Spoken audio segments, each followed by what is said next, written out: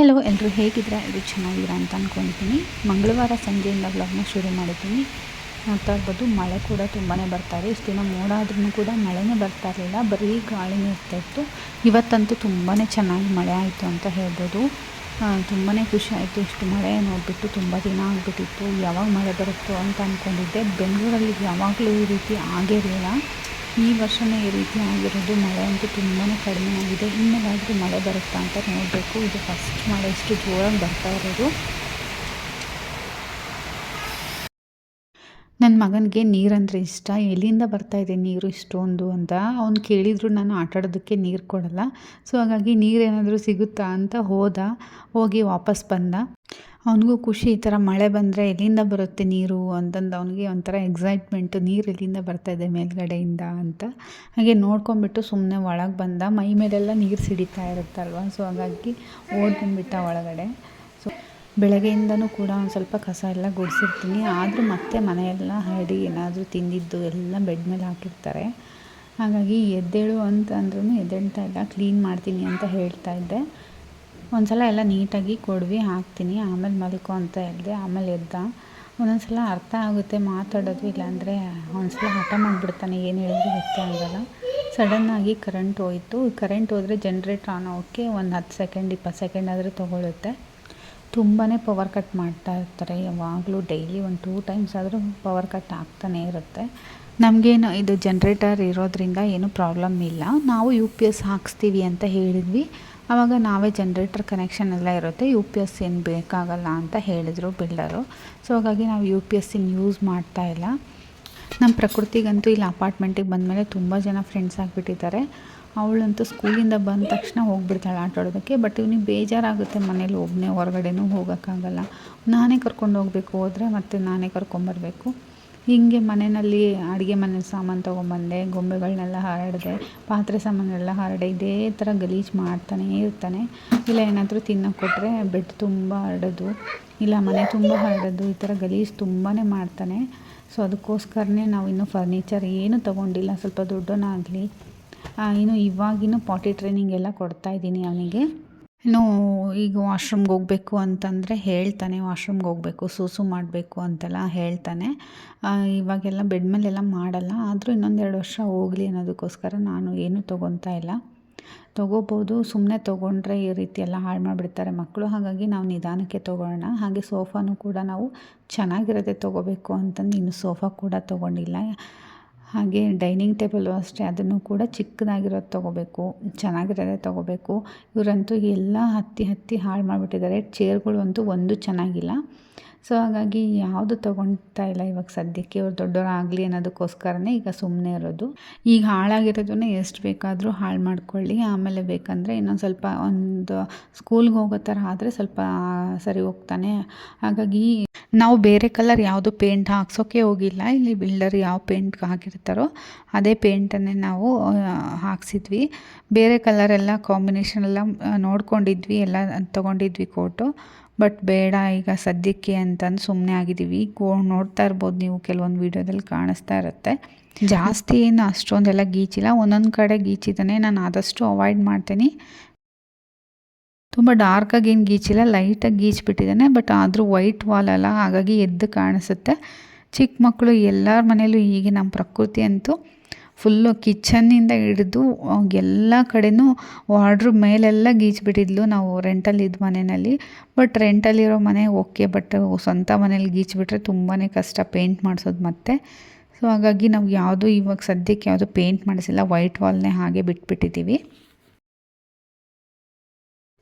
ಕೆಲವೊಬ್ಬರು ಹೇಳ್ತಾ ಇರ್ತಾರೆ, ಅಲ್ಲಿ ಸೋಫಾ ತೊಗೊಳ್ಳಿ, ಇಲ್ಲಿ ಡೈನಿಂಗ್ ಟೇಬಲ್ ತೊಗೊಳ್ಳಿ, ಇನ್ನು ಯಾಕೆ ತೊಗೊಂಡಿಲ್ಲ ಅಂತೆಲ್ಲ ಹೇಳ್ತಾ ಇರ್ತಾರೆ. ನಾನು ಹೇಳ್ತಾ ಇರ್ತೀನಿ ಇವ್ರು ದೊಡ್ಡವರಾಗಲಿ ಆಮೇಲೆ ತೊಗೊತೀನಿ ಅಂತ. ಸೊ ನಾನು ತೊಗೊಂಡ್ರೆ ಚೆನ್ನಾಗಿರೋದೇ ಸೋಫಾ ತೊಗೊಳೋದು. ಹಾಗಾಗಿ ವೆಯ್ಟ್ ಮಾಡಿ ತೊಗೊಂಡ್ರೆ ಇನ್ನೂ ಚೆನ್ನಾಗಿರೋದು ತೊಗೋಬೋದಲ್ವ ಅಂತಂದು ನಾವು ಸುಮ್ಮನೆ ಇದ್ದೀವಿ. ಕೆಲವೊಬ್ರಿಗೆ ಏನನ್ಸುತ್ತೆ, ಅಯ್ಯೋ ಏನು ತೊಗೊಂಡಿಲ್ಲ ಅಂತ ಅಂದ್ಕೊಂಡ್ರೆ ಅಂದ್ಕೊಳ್ಳಿ. ಬಟ್ ನಮ್ಮ ಮನೇಲಿ ಈ ಥರ ಸಿಚುವೇಶನ್ ಇದೆ. ಮಕ್ಕಳೆಲ್ಲ ಇವಾಗ ಚಿಕ್ಕವರಲ್ವ, ಹಾಗಾಗಿ ನಾವು ಮನೆ ತೊಗೊಂಡ್ರದೇ ಹೆಚ್ಚು. ಮನೆ ತೊಗೊಂಡು ಆ ಮನೇನ ಮಕ್ಕಳ ಕೈಯಿಂದ ನೀಟಾಗಿ ಇಟ್ಕೋಬೇಕಲ್ವ. ಮಕ್ಕಳಷ್ಟು ಗಲೀಜು ಮಾಡ್ತಾರೆ. ಕೆಲವೊಬ್ರು ಮನೇಲಿ ಮಕ್ಕಳು ಇರ್ತಾರೆ, ಅವ್ರಿಗೆ ಗೊತ್ತಿರುತ್ತೆ ಯಾವ ರೀತಿ ಗಲೀಜು ಮಾಡ್ತಾರೆ ಅಂತ. ಸೊ ಹಾಗಾಗಿ ನಾವಿನ್ನೂ ಏನು ಪ್ಲ್ಯಾನ್ ಮಾಡಿಲ್ಲ. ಹೆಂಗಿದೆ ಹಂಗೆ ಇರಲಿ ಸದ್ಯಕ್ಕೆ, ಆಮೇಲೆ ನೋಡೋಣ ಬೇಕಂತಂದರೆ ಅಟ್ಲೀಸ್ಟ್ ಇನ್ನೊಂದು ವರ್ಷನಾದರೂ ಆಗಲಿ, ಅವನಿಗೆ ಸ್ವಲ್ಪ ತಿಳುವಳಿಕೆ ಬರುತ್ತೆ. ಇವಾಗೆಲ್ಲ ಅರ್ಥ ಆಗುತ್ತೆ ಏನು ಮಾಡಬೇಕು ಏನು ಮಾಡಬಾರ್ದು ಅಂತ. ಇನ್ನೂ ಒಂದು ವರ್ಷ ಹೋಗಲಿ, ಆಮೇಲೆ ಅವಳು ಕೂಡ ಇನ್ನೂ ಸ್ವಲ್ಪ ದೊಡ್ಡವಳಾಗ್ತಾಳೆ. ಆವಾಗ ಅವಳು ಕೂಡ ಅವನಿಗೆ ಹೇಳ್ಕೊಡ್ತಾಳೆ. ಅವಾಗ ಎಲ್ಲರೂ ಹೇಳಿದರೆ ಅವನಿಗೂ ಬುದ್ಧಿ ಬರುತ್ತೆ. ಇಲ್ಲ ಅವ್ರ ಅಕ್ಕನೇ ಎಷ್ಟು ಗಲೀಜು ಮಾಡ್ತಾಳೆ ಅಂದರೆ ನಾನು ಗಲೀಜು ಮಾಡ್ತೀನಿ ಅಂತ ಅವ್ನ ಮೈಂಡಲ್ಲಿ ಬಂದುಬಿಡುತ್ತೆ. ಸೊ ಹಾಗಾಗಿ ನಾನು ಕೂಡ ಏನು ತಲೆ ಕೆಡಿಸ್ಕೊಂಡಿಲ್ಲ. ಈಗ ಸದ್ಯಕ್ಕೆ ಸೋಫಾ ಎಲ್ಲ ತೊಗೊಳೋದು. ಸೋಫಾ ಅಂತ ಅಷ್ಟೇ ಅಲ್ಲ, ಬೇರೆ ಕಾಟ್ ಕೂಡ ಎಲ್ಲ ತೊಗೋಬೇಕು. ಅದು ಕೂಡ ಇವಾಗ ತೊಗೊತಾ ಇಲ್ಲ. ಅವನಿಗೇನು ಈಗ ಪಾಟಿ ಟ್ರೈನಿಂಗು ಎಲ್ಲ ವಾಶ್ರೂಮ್ಗೆ ಹೋಗೋದೆಲ್ಲ ಇವಾಗ ಹೇಳ್ಕೊಡ್ತಾ ಇದ್ದೀನಿ. ಸೊ ಹಾಗಾಗಿ ಅವನಿಗೂ ಕೂಡ ಇವಾಗೆಲ್ಲ ಪ್ರಾಕ್ಟೀಸ್ ಆಗಬೇಕು. ಬಟ್ ನೈಟ್ ಟೈಮಲ್ಲಿ ನಾವು ಏನೇ ಪ್ರಾಕ್ಟೀಸ್ ಮಾಡಿದ್ರು ಡೈಪರ್ ಹಾಕಿಲ್ಲ ಅಂತಂದರೆ ನೈಟ್ ಟೈಮಲ್ಲೆಲ್ಲ ಮಾಡ್ಕೊಂಡ್ಬಿಡ್ತಾನೆ ಬೆಡ್ ಮೇಲೆ. ಸೊ ಹಾಗಾಗಿ ಅದೊಂದು ಪ್ರಾಬ್ಲಮ್ಮು. ಸೊ ಈಗೇನು ತೊಗೊಳೋದಕ್ಕೆ ಹೋಗ್ತಾ ಇಲ್ಲ. ಹಾಗೆ ಇದೊಂದು ಬ್ಲೆಂಡರ್ ನಾನು ತೋರಿಸಿದ್ನಲ್ವ, ಚಾರ್ಜಬಲ್ ಬ್ಲೆಂಡರ್ ತುಂಬಾ ಚೆನ್ನಾಗಿದೆ. ಎಲ್ಲಿ ಬೇಕಾದರೂ ನೀವು ಚಾರ್ಜ್ ಮಾಡ್ಕೊಂಡು ಆರಾಮಾಗಿ ತೊಗೊಂಡೋಗ್ಬೋದು. ನೋಡ್ತಾ ಇರ್ಬೋದು, ನಾನು ಹಾಲು, ಸಕ್ಕರೆ ಮತ್ತು ಮ್ಯಾಂಗೋ ಹಾಕಿದ್ದೀನಿ. ತುಂಬಾ ಚೆನ್ನಾಗಿದೆ. ತುಂಬಾ ಚೆನ್ನಾಗಿ ಸ್ಮೂತಾಗಿ ಯಾವ ರೀತಿ ನಾವು ಮಿಕ್ಸಿನಲ್ಲಿ ಸ್ಮೂತಾಗಿ ಜ್ಯೂಸ್ ಮಾಡ್ತೀವೋ ಅದೇ ಥರನೇ ಆಗಿದೆ ಮಿಲ್ಕ್ ಶೇಕು. ಕೆಳಗಡೆ ಒಂದು ಬಟನ್ ಇರುತ್ತೆ, ಅದನ್ನು ಜಸ್ಟ್ ಪ್ರೆಸ್ ಮಾಡಿಬಿಟ್ರೆ ಸಾಕು. ನಾರ್ಮಲಾಗಿ ಯಾವ ರೀತಿ ಗ್ರೈಂಡ್ ಆಗುತ್ತೋ ಅದೇ ರೀತಿ ಆಟೋಮೆಟಿಕ್ಕಾಗಿ ಆಗ್ತಾನೆ ಇರುತ್ತೆ. ಮತ್ತು ನೀವು ಅದನ್ನು ಪ್ರೆಸ್ ಮಾಡಿದ್ರೆ ಆಫ್ ಆಗುತ್ತೆ. ಸೊ ಮಿಲ್ಕ್ ಶೇಕ್ ಈಗ ರೆಡಿಯಾಗಿದೆ. ಇದಿಷ್ಟನ್ನೇ ವಾಶ್ ಮಾಡ್ಕೋಬೇಕಾಗುತ್ತೆ. ಹಿಂಗೆ ಬೇಕಿದ್ರೂ ಕುಡಿಬೋದು. ಸೊ ನನ್ನ ಮಕ್ಕಳಿಗೆ ಕೊಡೋದಲ್ಲ, ಬೇರೆದ್ರಲ್ಲಿ ಹಾಕ್ಕೊಡ್ತಾ ಇದ್ದೀನಿ.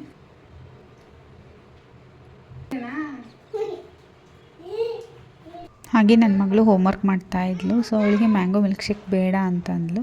ಸೊ ಹೋಮ್ವರ್ಕ್ ಮಾಡಿ ಮುಗಿಸಿದ ಮೇಲೆ ನಾನು ಆ್ಯಪಲ್ ಬನಾನಾ ಮಿಲ್ಕ್ ಶೇಕ್ ಕುಡಿತೀನಿ ಅಂತ ಅಂದ್ಲು. ಮತ್ತು ಅವಳಿಗೆ ಸಪ್ರೇಟಾಗಿ ಆ್ಯಪಲ್ ಬನಾನಾ ಮಿಲ್ಕ್ ಶೇಕ್ನ ಮಾಡಿಕೊಡ್ತಾಯಿದ್ದೀನಿ.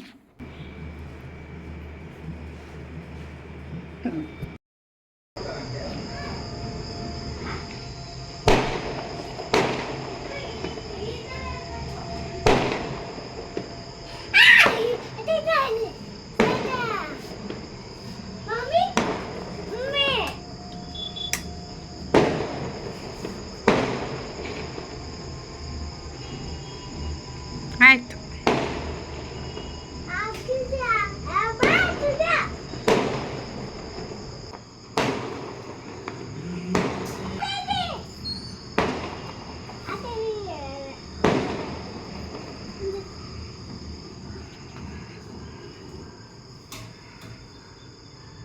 ಹಾಗೆ ನಾನಿಲ್ಲಿ ಪಿಗ್ಮೆಂಟೇಷನ್ನು ಮತ್ತು ಮುಖದ ಮೇಲೆ ಇರುವಂತಹ ಕಲೆಗೆ ಒಂದು ಫೇಸ್ ಪ್ಯಾಕನ್ನು ತೋರಿಸ್ತಾ ಇದ್ದೀನಿ. ತುಂಬಾ ಎಫೆಕ್ಟಿವ್ ಆಗಿ ಕೆಲಸ ಮಾಡುತ್ತೆ ಇದಂತೂ.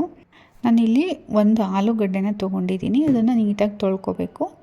ಅದಾದಮೇಲೆ ಒಂದು 1/4 ಚಮಚದಷ್ಟು ನಾನು ಅರಿಶಿನ ತೊಗೊಂಡಿದ್ದೀನಿ. ಹಾಗೆ ಕಡಲೆ ಹಿಟ್ಟನ್ನು ತೊಗೊಂಡಿದ್ದೀನಿ. ಹಾಗೆ ಇಲ್ಲಿ ಜೇನುತುಪ್ಪನ ಕೂಡ ನಾನು ತೊಗೊಂಡಿದ್ದೀನಿ. ಮೊದಲಿಗೆ ನಾನಿಲ್ಲಿ ಆಲೂಗಡ್ಡೆನ ತುರ್ಕೊತಾ ಇದ್ದೀನಿ. ನಾನು ಜಸ್ಟ್ ಫೇಸಿಗೆ ಅಷ್ಟೇ ಅಪ್ಲೈ ಮಾಡೋದಕ್ಕೆ ಯೂಸ್ ಮಾಡ್ತಾ ಇರೋದ್ರಿಂದ ತುರ್ಕೊತಾ ಇದ್ದೀನಿ. ನೀವು ಪೂರ್ತಿ ಆಲೂಗಡ್ಡೆನ ಬೇಕಿದ್ದರೆ ಕೈಗೆ, ಮುಖಕ್ಕೆ, ಕತ್ತಿಗೆ ಕೂಡ ಅಪ್ಲೈ ಮಾಡ್ಬೋದು. ತುಂಬಾ ಎಫೆಕ್ಟಿವ್ ಆಗಿರುತ್ತೆ. ನಾನು ಸ್ವಲ್ಪನೇ ಇಲ್ಲಿ ತುರ್ಕೊಂಡಿದ್ದೀನಿ. ಈ ತುರ್ಕೊಂಡಿರೋದನ್ನು ನಾನೀಗ ಸ್ಟೇನ್ ಮಾಡ್ಕೊತಾ ಇದ್ದೀನಿ. ನಮಗೆ ರಸ ಮಾತ್ರ ಬೇಕು, ಹಾಗಾಗಿ ಒಂದು ಸ್ಪೂನಿಂದ ನಾನೀಗ ಪ್ರೆಸ್ ಮಾಡಿಕೊಂಡು ರಸನ ತಗೊತಾ ಇದ್ದೀನಿ. ನೋಡ್ತಾ ಇರ್ಬೋದು, ಸ್ಪೂನಿಂದ ಪ್ರೆಸ್ ಮಾಡಿದರೆ ನೀಟಾಗಿ ರಸ ಎಲ್ಲ ಬಂದುಬಿಡುತ್ತೆ. ಒಂದು ಸ್ಪೂನಷ್ಟು ಕಡಲೆ ಹಿಟ್ಟು, 1/4 ಚಮಚದಷ್ಟು ಅರಿಶಿನ ತೊಗೊಂಡಿದ್ದೀನಿ. ಹಾಗೆ ಒಂದು ಅರ್ಧ ಸ್ಪೂನಷ್ಟು ಹನಿಯನ್ನು ಹಾಕ್ತಾಯಿದ್ದೀನಿ. ಇದಷ್ಟನ್ನು ಕೂಡ ನೀಟಾಗಿ ಮಿಕ್ಸ್ ಮಾಡಬೇಕಾಗುತ್ತೆ. ಇನ್ನೂ ಒಂದು ಸ್ವಲ್ಪ ನಿಮಗೆ ಆಲೂಗಡ್ಡೆ ರಸ ಬೇಕು ಅಂತ ಅನ್ನಿಸ್ತಂದರೆ ಇನ್ನೊಂದು ಸ್ವಲ್ಪ ಹಾಕ್ಕೋಬೋದು. ವಾರದಲ್ಲಿ 2ರಿಂದ 3 ಸಲ ನೀವು ಇದನ್ನು ಹಚ್ಕೋಬೇಕಾಗುತ್ತೆ. ನೋಡ್ತಾ ಇರ್ಬೋದು, ಫೇಸ್ ಪ್ಯಾಕ್ ಈಗ ರೆಡಿ ಆಯಿತು. ಫಸ್ಟು ಫೇಸ್ ವಾಶ್ ಮಾಡ್ಕೊಂಬಂದಿದ್ದೀನಿ. ಈಗ ಒಂದು ಬ್ರಷ್ ಸಹಾಯದಿಂದ ನಾನು ಹಚ್ಕೊತಾ ಇದ್ದೀನಿ. ಇಲ್ಲಾಂತಂದರೆ ಕೈಯಲ್ಲೇ ಬೇಕಿದ್ದರೂ ಹಚ್ಕೋಬೋದು. ಸೊ ಇದನ್ನು ಹಚ್ಕೊಳ್ಳೋದ್ರಿಂದ ನಿಮ್ಮ ಮುಖದ ಮೇಲೆ ಏನಾದರೂ ಪಿಗ್ಮೆಂಟೇಷನ್ ಅಂತ ಹೇಳ್ತಾರೆ ನೋಡಿ, ಬಂಗು ಕೆನ್ನೆ ಮೇಲೆ, ಮೂಗು ಮೇಲೆಲ್ಲ ಇರುತ್ತಲ್ಲ, ಕೆಲವರಿಗೆ ಹಣೆ ಮೇಲೂ ಕೂಡ ಇರುತ್ತೆ. ಸೊ ಇದನ್ನು ಹಚ್ಚೋದ್ರಿಂದ ಬಂಗು ಕೂಡ ಕಡಿಮೆ ಆಗುತ್ತೆ. ಪಿಗ್ಮೆಂಟೇಷನ್ ಅಂತ ಹೇಳ್ತಾರೆ ಅದಕ್ಕೆ. ಸೊ ಅದು ತುಂಬಾ ಕಡಿಮೆ ಆಗುತ್ತೆ. ಹಾಗೆ ಮುಖ ಗ್ಲೋ ಬರುತ್ತೆ. ಹಾಗೆ ನಿಮ್ಮ ಮುಖದ ಮೇಲೆ ಮೊಡವೆ ಕಲೆ ಏನಾದರೂ ಇದ್ದರೆ ಕೂಡ ಕಡಿಮೆ ಆಗುತ್ತೆ. ನಾನು ಇದನ್ನು ಮೊಡವೆ ಕಲೆ ಇದೆ, ಸೊ ಹಾಗಾಗಿ ನಾನು ಅದನ್ನು ಅಪ್ಲೈ ಮಾಡ್ತಾಯಿದ್ದೀನಿ. ಮೊನ್ನೆ ಒಂದಷ್ಟು ಮೊಡವೆಗಳಾಗಿತ್ತು, ಒಂದು 3ರಿಂದ 4 ಅಷ್ಟು ಆಗಿತ್ತು. ಅದರಲ್ಲಿ ಒಂದೆರಡು ಕಲೆಗಳಾಗ್ಬಿಟ್ಟಿದೆ. ಸೊ ಹಾಗಾಗಿ ನಾನು ಇದನ್ನು ಅಪ್ಲೈ ಮಾಡ್ತಾ ಇದ್ದೀನಿ.